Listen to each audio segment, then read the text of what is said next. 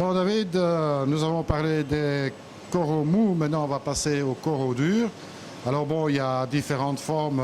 Ici, on a un aperçu un petit peu général de ce qu'on peut trouver.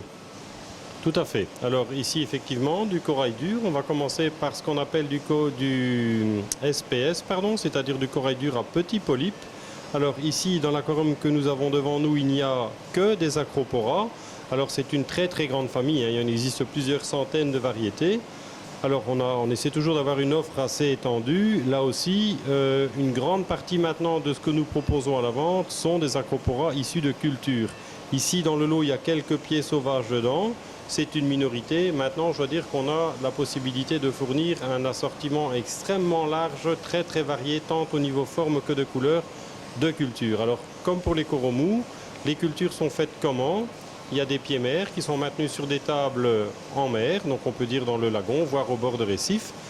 De ces pieds mers, il y a des petits fragments qui sont sélectionnés, qui sont en fait enlevés pour être collés sur des petits supports. Et alors ensuite, ça est reposé sur des tables en mer, et alors ces coraux viennent se développer sur le support. Donc en fait, ça nous permet maintenant d'avoir une offre beaucoup plus régulière tout au long de l'année, dans le sens où ça devient vraiment de la culture. Les conditions, étant donné que les gens qui font ce genre de culture connaissent ces conditions nécessaires, avec le temps, ils ont appris évidemment à savoir quelle variété demander quelles conditions en fonction de l'exposition au courant, l'exposition à l'éclairage, au brassage. Donc tout ça, évidemment, sont des facteurs importants. Là aussi, il est important de souligner que maintenant, une très grande partie des coraux durs qui sont proposés à la vente sont des coraux issus de culture et non plus exclusivement des coraux prélevés dans le milieu naturel. Alors, David, peut-être un petit mot. Comment bien choisir un corail? Est-ce qu'il doit être, au départ, c'est mieux de le prendre plus petit, plus grand ou que sais-je?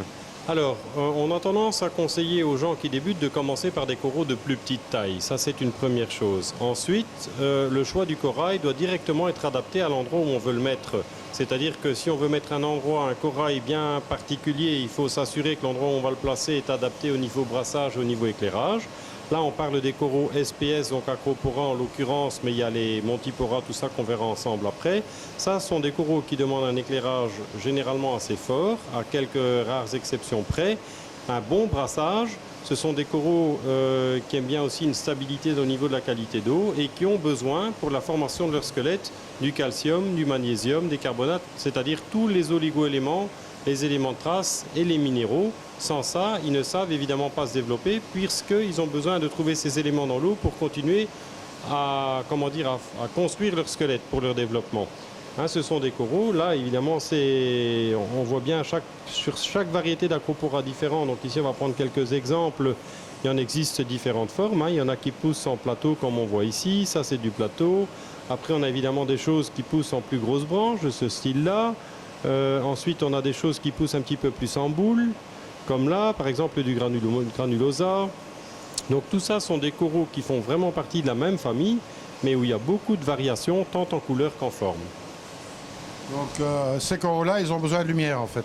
Voilà, tous ces coraux-là sont photosynthétiques, donc tous ces coraux-là ont besoin de lumière. Ça ne veut pas dire que s'ils ont l'occasion de manger du plancton d'une manière ou d'une autre, ils ne vont pas le faire.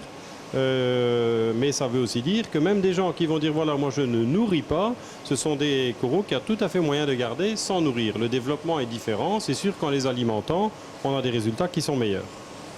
Bon, on peut voir quelques variétés plus précisément. Oui, tout à fait, allons-y. Donc là, par exemple, on a de l'acropora echinata, donc l'echinata bleu, qui est une très belle variété, qui aime bien un bon éclairage, un bon brassage. En fait, tous ces coraux, en règle générale, les acropora, on peut dire que sont des coraux qui demandent une eau bien oxygénée et qui n'aiment en général pas du tout les fortes chaleurs. C'est-à-dire que ça sont des coraux, une fois qu'on arrive au-delà de 27-28, ça peut commencer à poser des problèmes. Donc les gens qui ont une installation pour mettre ce genre de coraux, ou bien ils doivent avoir un système pour bien contrôler la température, mais au-delà de 28-29 degrés, ça commence à poser des problèmes. Alors, on va montrer quelques petites variétés en détail. Ici, on a de l'acropora echinata, l'echinata bleu en l'occurrence, qui est une très belle variété. Beaucoup d'éclairage, beaucoup de brassage.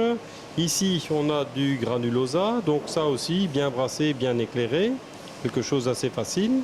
Juste à côté, nous avons de l'acropora plana, qui a tendance, comme son nom le dit, à pousser de forme relativement plate, qui est intéressant pour les gens qui aiment bien avoir des acroporas qui poussent un peu en plateau, je dirais.